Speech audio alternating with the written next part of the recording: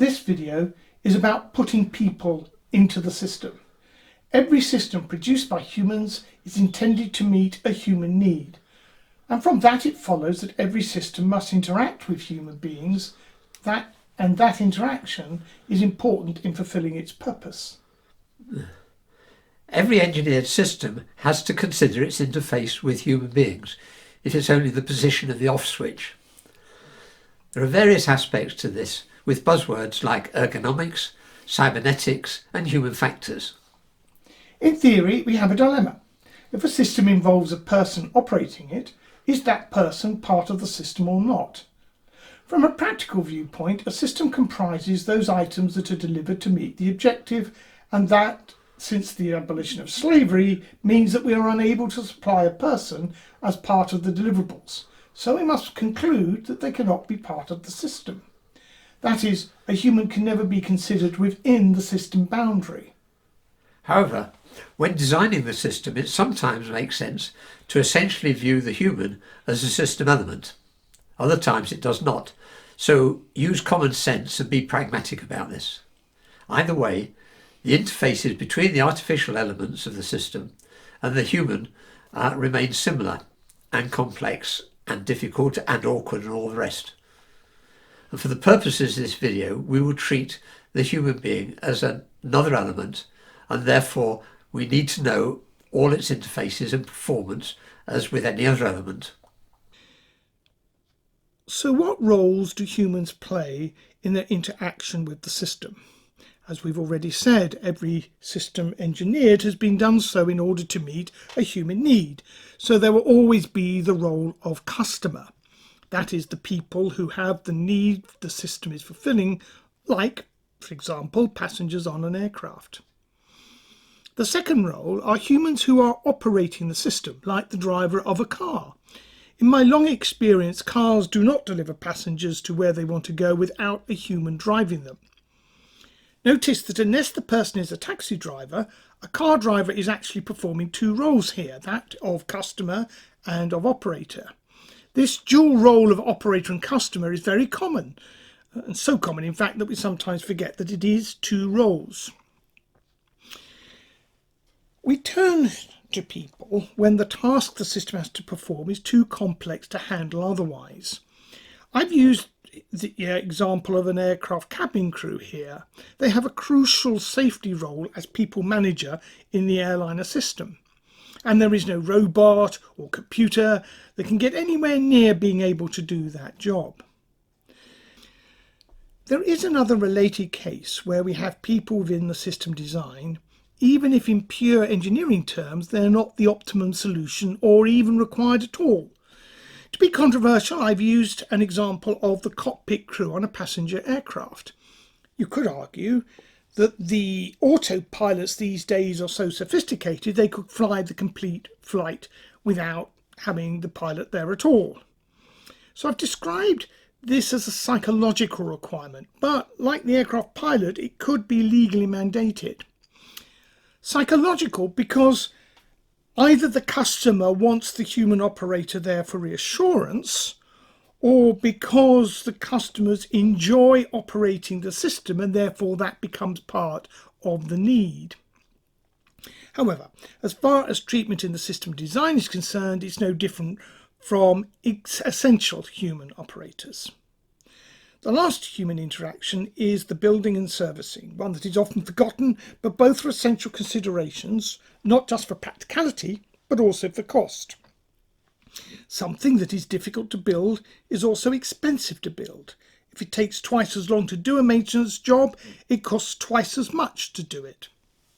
Although the system's interactions with humans will occur in the later phases of its life cycle, the human factors aspects are implemented in the requirement generation and design phases to ensure the system can be used efficiently and safely when being built, used and disposed of. In the requirement generation phase, you will be defining the humans who will be interacting with the system in the various roles, and it is likely that the humans that will be specified will be different for the different roles. If you consider a bus, The driver, who is an essential part of the system's operation, can be assumed to have a driving license and therefore have had an eye test and therefore have good vision. So it only seems as if bus drivers are blind when they pull out in front of you. However, the end-use customers could be blind. Indeed, they are more likely to be blind as a proportion of the bus's customers than in the general population because they have no other means of transport. So you would not require Braille on the driver's controls, but you may require Braille in the passenger area on the stop bus signal, for example. As we will see, humans vary enormously, so it's often important to define the range of humans that will be designed for. Early spacecraft in both America and the Soviet Union were designed for people. Well, let's be honest here, men, under 5 foot 8 inches. And in many cases, restrictions can be applied to humans who are in some way part of the system's operation rather than end-use customers. And these restrictions should be defined as part of the requirements. In the design phase, the appropriate human factors need to be incorporated into the design. And this is where you need to know all the functional capabilities and interfaces of the people the requirements have defined. And it can be very specific. For example, on the International Space Station, the design requirement was for everyone between the 5th percentile Japanese female and the 95th percentile American male. So what does wording like that mean? Well, that's what this video will explain.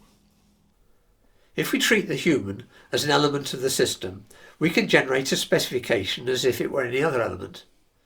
It's not a requirement specification, as we've no control over what we get, but it will contain functions and constraints like any other unit. We put human beings into systems to perform functions, and as we've seen, a function requires an input that is in some way processed and that produces an output. With human beings, the inputs to the processing cause senses, and then we tend to think that the processing goes on in the brain, which is largely but not entirely true. We then have hands and feet and the rest of our bodies to respond to the results of processing.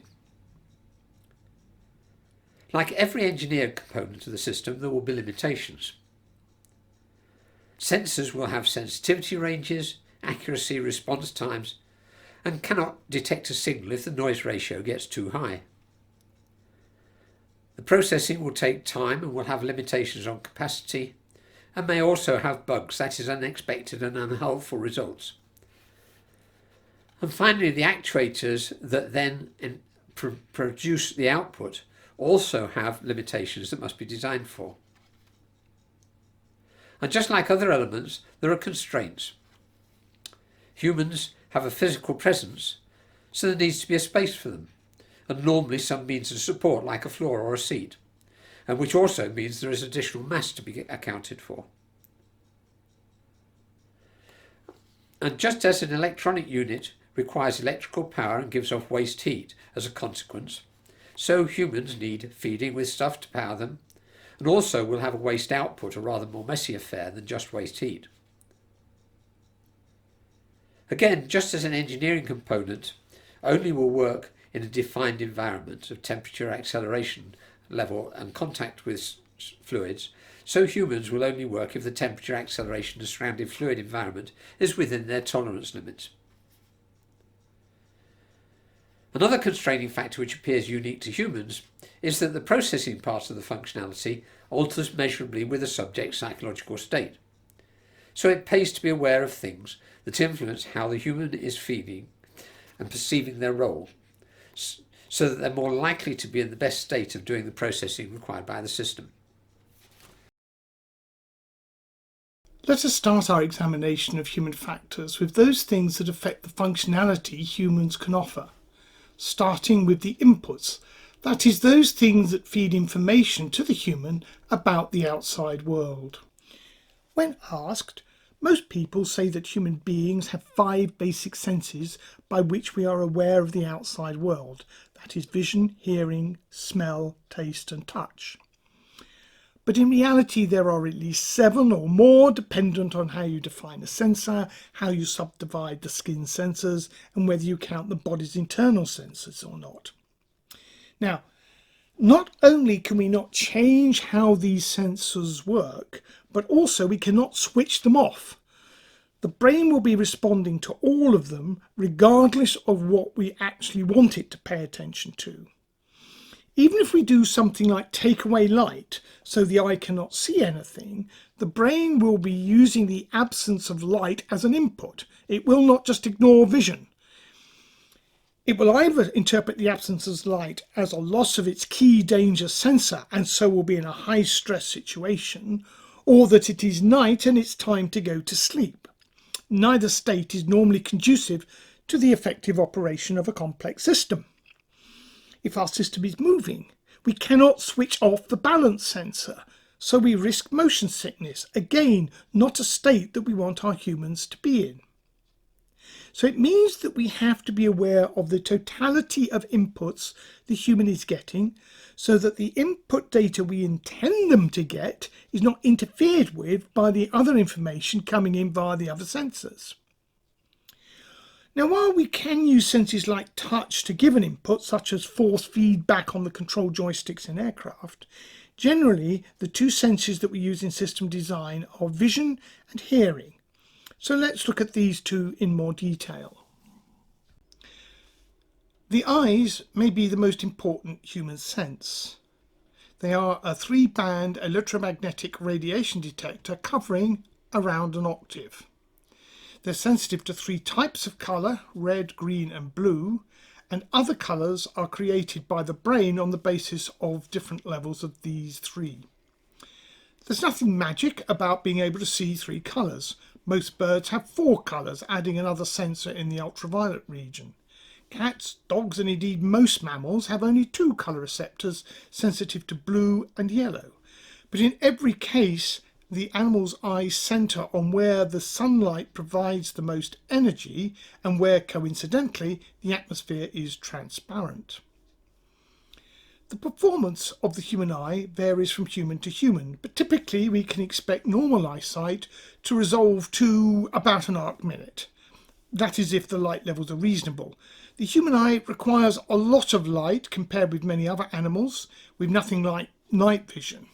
Now, if the system we're designing has control of the lighting environment, then the level of light that we will need to provide will vary quite widely dependent upon the task our humans are being asked to perform. Natural selection has determined that vertebrates will have 2 eyes. It was rather more generous to the arachnids, which have between 6 and 10 eyes. The 2 eyes tend to be in one of 2 arrangements, either side of the head, so each eye is looking at a different view to give full all-round vision, or side by side, looking forward at the same thing to give a stereoscopic view for depth perception. We humans have this latter arrangement. Now, we can compensate for this restricted field of view by being able to move our eyes in their sockets and rotate our heads, and when combined with a body twist we can just about see behind us, but we have to intentionally look. So it can't warn us of an approaching danger, it can only assess it if another sense like hearing has alerted us to it. The sensors that give us colour vision are separate from the set of sensors that give us monochromatic vision. The ability to see colour is concentrated in the centre of our field of view and requires more light, so as the ambient light falls, so we lose the ability to perceive different colours. You can explore this range of vision for yourself. Just move your hands outside of your vision and then move them until you can just see them, and it will be probably somewhere around here.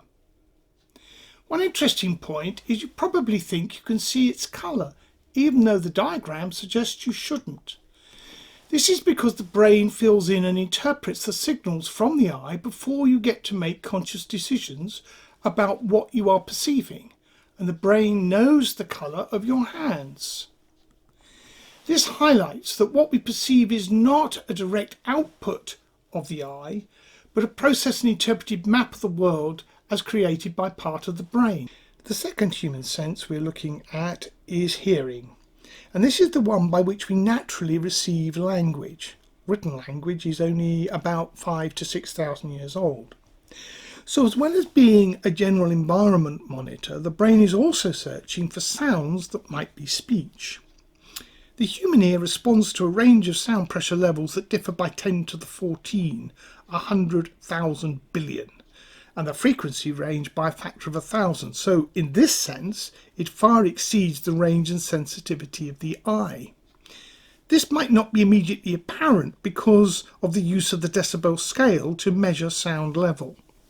The decibel is named after Alexander Graham Bell, credited with the invention of the telephone, but whose main research interest was hearing. He used a scale of 1 to 10 for subjects to describe how loud they perceived a sound to be. When instruments could measure sound, this scale was found to be rather crude, and a tenth of a bell was used instead, hence decibel. Human hearing perception is logarithmic, and to double the perceived loudness you need 10 times the power. A great disappointment to many guitar players when they discover that their new 100-watt stack sounds only twice as loud as their 10-watt practice amp. Though the decibel scale was originally devised for sound, it has become a general means of measuring relative powers in electronics. So decibels express a ratio of two powers, but by making it a ratio against an absolute value, it means that we can use it as an absolute measure. With sound, 0 dB is set at 10 to the minus 12 watts per meter squared, which is the normal threshold of human hearing, although it is very unlikely that you have ever been in an environment that quiet. So a conversation at 60 dB represents a power density of 10 to the minus 6 watts per meter squared. From the slide, you can see that for concentrated work, the environment should be kept below 50 dB to avoid it being distracting. And above 80 dB, even loud conversation is difficult, and so many tasks become difficult, if not impossible, to do. If you get over 85 dB for sustained periods, then the health and safety people will take an interest, because this is where potential long-term ear damage can occur. There are also frequency limitations on hearing. The normal design range for audio equipment is 20 Hz to 20 kHz, but no human can actually hear all these frequencies at once. As humans age, the higher frequency perception is lost, but there is an increased response in the lower frequencies. And you can see that overall the response is not uniform. It typically peaks around 2000 Hz. The sound we make for speech has a basic frequency of around 100 Hz, where the capability to hear is actually dropping, but we use all the frequencies above that to create the different sounds that create our languages, and this is where the ears are most sensitive. Indeed, so much do we rely on these higher frequencies that if you cut the lower frequency out entirely, the brain still perceives it as a full voice. I suspect what has happened here is that the voice has evolved to fit in with the ear's capabilities, rather than the other way round. Music also fits within this range. Well, that's hardly a surprise, because if it didn't, we wouldn't hear it. But again, the fundamental frequencies are normally low. Middle C is at 262 Hz. The lowest string on a bass guitar is 41 Hz. We like instruments with these low fundamental notes because the harmonics, where the interesting stuff happens, then lies where our ears are most sensitive.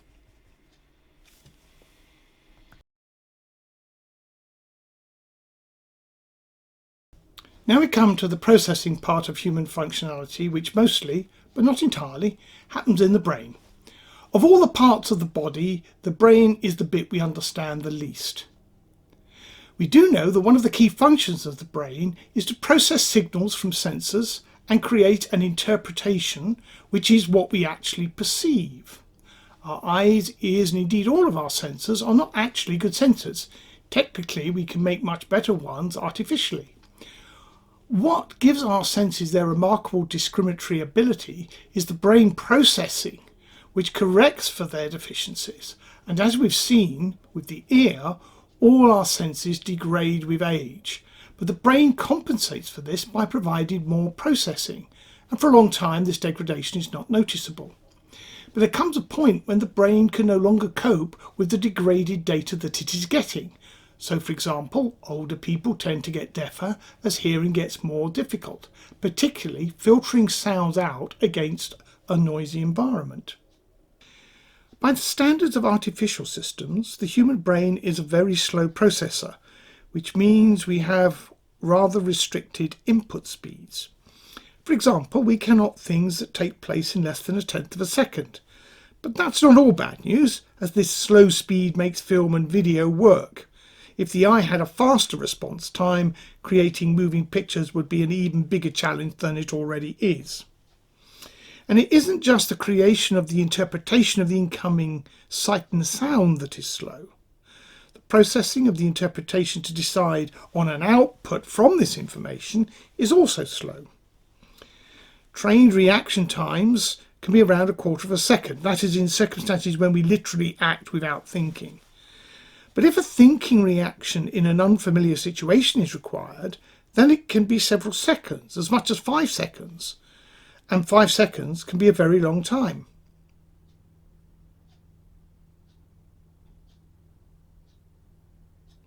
The point here is that the brain does not know it's taking a long time, which is why people can appear, in some circumstances, to be a bit slow. A classic case is where you are driving and have decided to pull up to let someone go in front of you, even though you have the right of way. Then they appear to dither forever before moving. Now, you've already made your decision and are simply waiting for something to happen. They are having to make a decision from the time they recognise and understand what you are doing. Hence, it can seem to take forever, although realistically they are actually processing as fast as the human brain can. The second big problem is that the program in the brain is what computer people would call closed architecture. That is, we don't know what it is or even how it works in principle. The interpretation features are very patchy. For example, face recognition, phenomenally good. Brick recognition, not so good. And the brain's programming can also play tricks. The more extreme examples of the brain playing tricks are optical illusions, showing that the brain-eye combination is not a neutral processing engine. Here is the cafe wall illusion, where parallel lines appear anything but by the insertion of a black and white tiling pattern. Or the Ames room, first constructed by Adelbert Ames in 1947. The room is actually highly distorted, but the brain is so strongly committed to interpreting an environment it knows well that it is willing to apparently to alter the size of the people in it into dwarfs and giants. The brain places a lot of store on visual clues as to relative distance, leading to the Ponzo illusion, here in one of its simplest forms, where the brain is telling you that the upper line is smaller, whereas in fact both lines are the same length. Or in this form, in fact all the cars are the same size in this image, but the brain uses its model of perspective to interpret the image so that the cars that appear further away must also be very much larger. Or the peripheral drift illusion. It's called peripheral drift because the more the image is on the peripheral of your vision, rather in the centre of your vision, the greater the apparent motion seems to be. Try it now by not looking directly at the screen. Now, while all these illusions are fun, they illustrate the underlying problem that we cannot always trust what our senses are telling us. There is another issue with the processing the brain does. Our conscious thinking takes place in the language centre of the brain using our native language, or languages if you were lucky enough to learn more than one before you were 8 years old.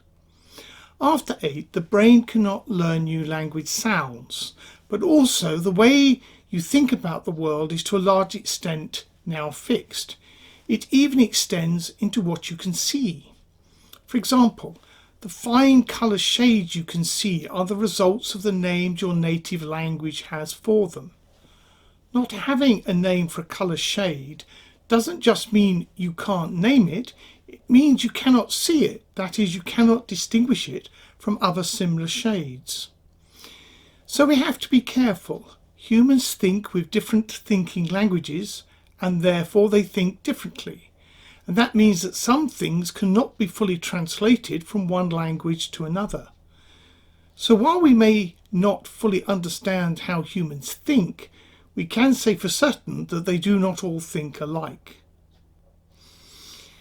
The main point of including humans in the operation of a system is that they have very complex evaluation capabilities that far exceed any machine. In particular, the ability to make decisions in totally unfamiliar territory that has never been seen before. The programmers of any artificial programmable machine have to completely scope the parameters of any decision beforehand while they are programming the machine. Also, having humans in the operation of the system is the only way to enable the system to be able to make ethical and aesthetic judgments. Humans can be very flexible in the functions they can perform, almost like a general-purpose computer or robot. But like a computer or a robot to perform a function, they will need programming, or as we more tactfully put it, they will need training. Some sort of training is generally required for operators of any system. This can range from the very simple, so simple that you hardly even notice that it's there, to the sort of extensive training that an airline pilot needs before they can be put in charge of an airliner and the lives of several hundred passengers. What needs to be assessed is what is required to fulfill the role, and then ask, how does the human operator know what they have to do? There is inherent training that everyone picks up as part of their culture, a sort of level that you can assume everyone will know without being told. For example, we have symbols here that most manufacturers would assume that you know without anything special. But be careful. What you take for granted may not be obvious to everyone else. This is the sort of thing that gives older people problems with new technology.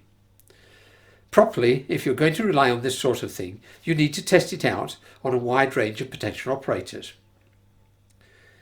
In most cases, you have to do something to guide people so that they can operate what you have designed. When potential operators require some sort of preparation before being allowed to interact with the system, we call this training. Some sort of training is probably going to be required for operating any system, even if it's only a matter of showing them where the on-off switch is and explaining the icons on the control panel in the accompanying booklet. However, there are different levels which relate to the way in which humans are expected to interact with the machine, and those affect the way in which we train users or operators. At the simplest level, training may be a matter of leading the newcomer through the capabilities of the system, showing how to command the various functions involved, and leaving them with the instruction booklet. This is the typical route for a commercial material on sale to the general public, mostly because it's the only economic way to give the customer the information. Apart from the instruction booklet, discard on receipt, there can be self-training manuals and videos which are acceptable as long as the consequences of getting it wrong cannot cause irretrievable damage to either human or machine. This is typically the situation with office software for personal computers. Most operations are not time critical, apart from wasting the operator's time while they hunt for some missing capability. Nor does anything too drastic happen if the wrong key is pressed, perhaps deleting the wrong file. Most of the decisions taken by the operator will be considered conscious actions, and the important outcome of the training is to make sure the operator's actions are more efficient. At a higher level, training may be concerned with removing some of the operator's actions from a consciously controlled action to a more efficient automatic process. A good example, staying with a personal computer, is in the action of typing. A trained typist will not have to think about where the keys are on the keyboard, but instead give the attention to composing or copying the document. Very occasionally this leads to the phenomenon of keyboard drift, where a good copy typist, looking at the original document and not at the keyboard or screen, can find that they have, for a while, been using the keys immediately to the left or right of the correct ones. Typically, this level of training, where we wish to impart a high level of skill as opposed to just knowledge about, requires contact training, practice, and even the use of simulators. Learning to drive, learning to fly are both examples of this sort of thing. And in general, we use simulators where practicing on the real thing would be too expensive or too dangerous. Training can also be used to restrain the operator from using instant instinctive judgment in a situation, but instead dealing with each situation by conscious analysis and selecting the appropriate preset procedure. This occurs with satellite control, where it's important that any set of commands to be uplinked to the spacecraft are tested on a simulator first, and where procedures have been worked out in advance to deal with problem situations. Here, training is used to ensure operator familiarity with the process and the procedures. Finally, perhaps at the highest level, is the training for people such as fighter pilots in time-critical situations. Mark has pointed out that conscious, organised response to a novel situation can take several seconds. And so where events will be happening faster than this, the operator must have a set of trained reactions in place, which must be renewed and kept sharp by continual practice. Clearly, this level of training is most demanding, and will probably demand extensive simulation facilities, while at the same time giving the most chance for irretrievable human error in the process. It is therefore the situation in which the closest attention must be given to the human-machine interface to ensure good, timely information is available to the operator, and with the least chance of confusing or ambiguity. While we have to prepare a human to operate the system through training, we also have to design the system so that it can accommodate the trained humans. This, in part, is what the fast prototyping we mentioned in the requirements capture video addresses. But however it is addressed, there are 3 stages that should be conducted as part of the human interface design. You need to have identified all the operations, that is the functions that the system is required to perform, and the order that they are performed. This is something that can come out of the mission model that we mentioned in the requirements capture video, if you have one. And then you should perform a task analysis, that is identifying the specific human inputs that are required to perform that function. Then you can address designing an interface that facilitates that input with a knowledge of the people who have been identified to provide that input. Now, for operations that interface design might include those restrictions on humans who can perform that role, and we've mentioned that earlier, but also what training they require. But it does mean that we should also be taking care of the physical design. The human animal is adapted to a natural environment, so the forms of data input, for example, it responds to, are adapted for what it needs to know in that environment. So when data is provided by the system, it is not always best to display it in the most logical form if a quick human response is required. Coding data in a way that makes it easier for the brain to respond is often a good idea. Examples could be color coding lights and wires, or using rotational or linear dials rather than numerical displays, and using graphics and icons rather than text. With warnings, obvious attention-grabbing devices are alarms and flashing lights. But another technique for warnings, and maybe other unusual communications, is placing the message in an out-of-context situation. An example suggested for fighter aircraft was to use recorded voice warnings which come from the operator's family, his daughter or his wife. Well, maybe not his wife, he's probably learnt to ignore her. We humans mostly manipulate the world around us using our hands. These are an almost unique tool in the animal kingdom.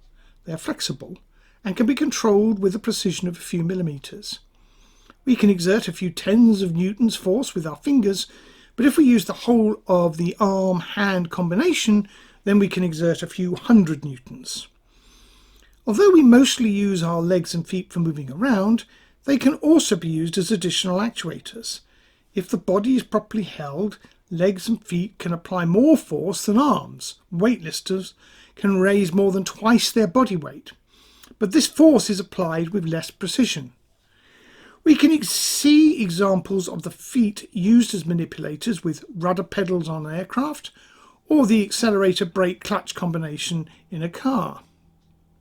The rest of the body can also act as an actuator. For example, the Wright brothers used the motion of the hip in their flyer for steering, but I'm sure most pilots today are thankful that that particular feature did not become a standard.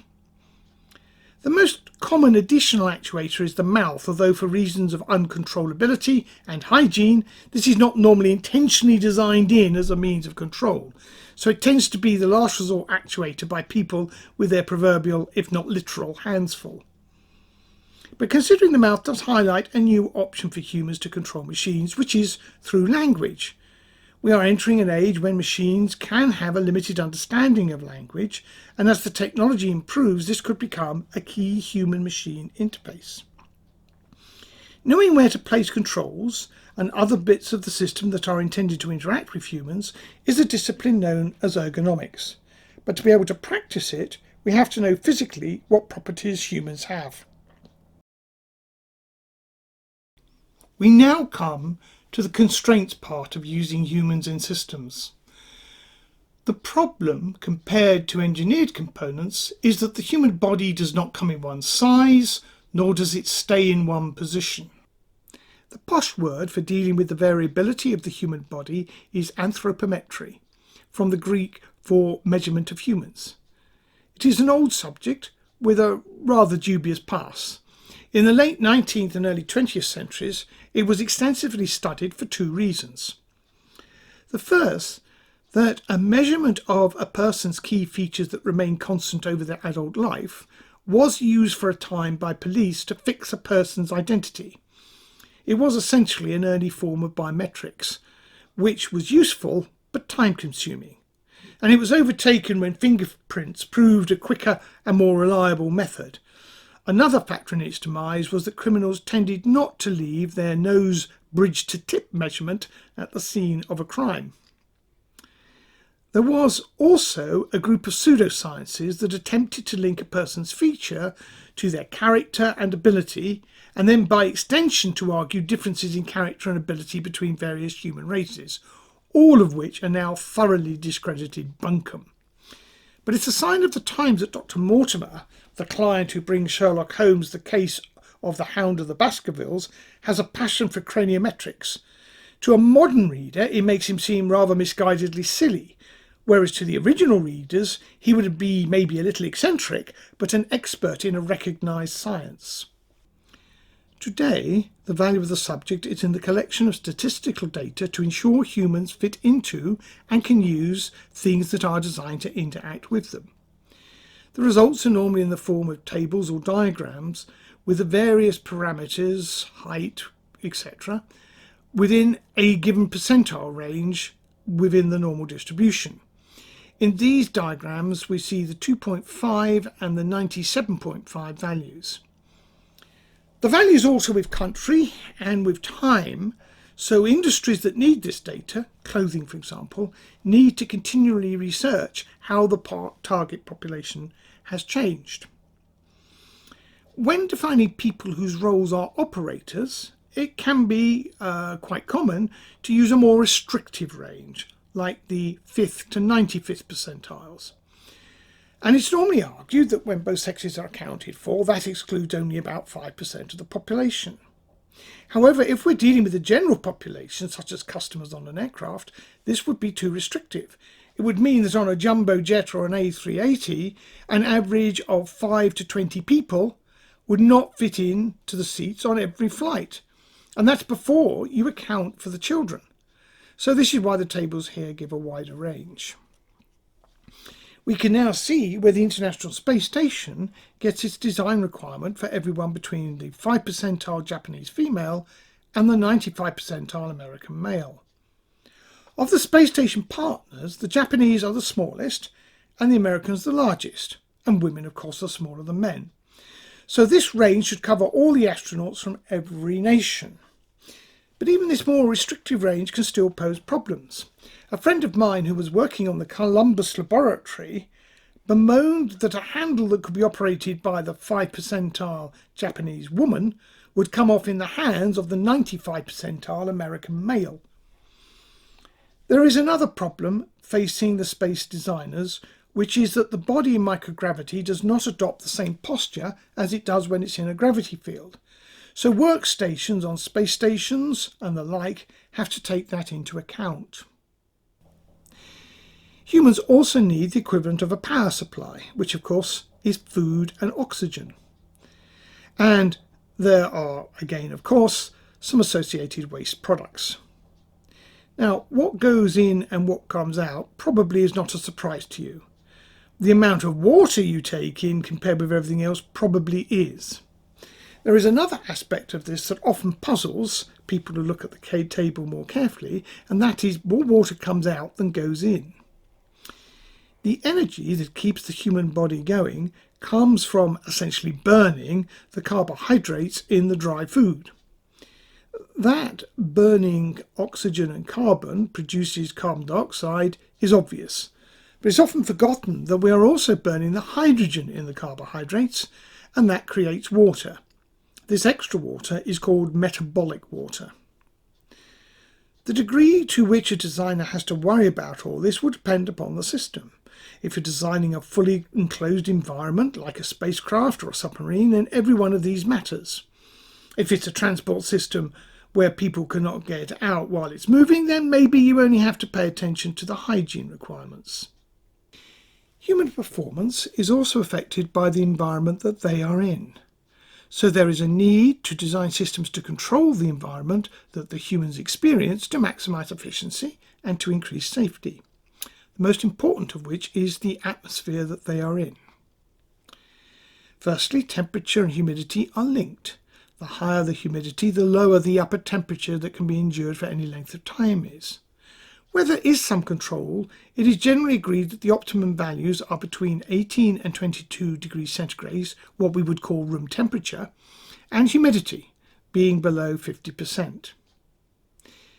In enclosed spaces, carbon dioxide partial pressure can build up, and this can interfere with breathing even if the partial pressure of oxygen is sufficient. The recommended maximum level for long-term exposure is 1% by volume, although normal atmospheric level is 0.03%. This is a most important factor in air composition, as too high a level of carbon dioxide will induce unconsciousness and death, and this will happen long before the oxygen level drops to a dangerous point. People who are trapped in airtight spaces never die because they run out of oxygen. It is always carbon dioxide asphyxiation, no matter what the press says. We've just seen in the previous slide that the human body gives off some 200 different gases and vapours. Now, if these are allowed to build up, it can be unpleasant and they can distract. There's therefore a need to process or renew the atmosphere at a rate of around 10 to 30 cubic metres per hour per person. And finally, pressure. Normal sea level atmospheric pressure is 100 kilopascals, well, a tad over. But although this is often seen as a benchmark, the International Space Station selected this to maintain consistency with Earth-bound laboratories for comparison purposes, that rather misses the point that almost all people live above sea level and at lower pressures. There are many cities in the world which are around 2,000 metres altitude with pressures around 80 kilopascals. An aircraft pressurised cabins will typically be held at this sort of pressure. On Earth, if we go higher than 3,000 metres, then the pressure is around 70 kilopascals, and people who are not altitude adapted may start to require additional oxygen as its partial pressure has now fallen below the levels that humans require to sustain efficiency and, of course, eventually life. This is why fighter pilots and high altitude climbers often use supplementary oxygen. This graph shows G limits for humans in different postures against short periods of time. This can be a concern in any transport system that requires high acceleration, and compared with typical mechanical and electrical components, it has to be said that humans are rather fragile. You'll see that the orientation relative to the force is important, which is why astronauts lie on their backs for launch and re-entry. High G's in the positive G direction cause blackout. That's when the blood drains from the brain that can induce unconsciousness. Fighter pilots can sustain around plus 9G in the seated positions by using G suits, which squeeze the legs and the abdomen to try and stop the blood pooling there, and they also use a technique called grunting. Now, these do not actually mean they can withstand higher levels of G. It's more that the pilot can retain more of his or her faculties at this high level. Psychological effects on human performance are much more difficult to quantify and deal with, but can be very important factors to be considered, including, for example, what colours are in the environment. Dark, indistinct colours can have a depressant effect. Bright, strong colours can stimulate. An interesting question is why certain grounds are often dark green. Partly it's physiology, as green is the complementary colour to red, and so the green refreshes the red vision, important when poking around inside a human body, but it is also a calming colour. Another example is to compare the decoration of a fast food restaurant, where bright colours and bright lights encourage you to be active and therefore eat your meal quicker, and a plush restaurant where subdued lighting and darker, more muted colours create a more relaxed environment for a more drawn-out meal. So decoration can be more than just flippery. It can be an intended part of the human factors design to help ensure people in the environment are more likely to be in the state of mind conducive to performing their functions efficiently. We should also be considering privacy and the territorial space we give people in the system. Humans tend to need a defensible space and also some privacy, particularly if permanently living in enclosed spaces for long periods, like in submarines or space stations. What constitutes private space and what activities people want privacy to conduct changes with culture. In Roman times, toilets had no cubicles. Relieving yourself was almost a community activity. It was done in the open, almost a social event. Another factor to consider is the sort of social status that you have given the people in your system. Often within a system, the social context of the human is an important factor of how they will actually behave. For example, a uniform can impart authority and respect, useful if the human's function is to guide and control other humans, like the aircraft cabin crew. Well, Bob, since every system interacts with a human being, obviously it's a universally important subject. I think one of the things that I found when designing for humans, which is when we're doing the human spaceflight thing, is to get people to think themselves into the system, to almost take the human factor seriously. Everyone thinks they can do human factors, they're a human being, they know how it operates.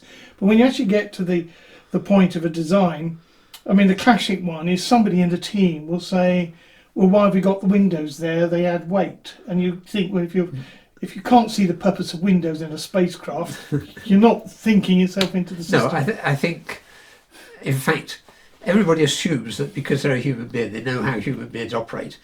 And the lesson to learn is that generally we don't know how human beings operate, particularly in unusual circumstances. That you have to find this out by experiment. Yeah.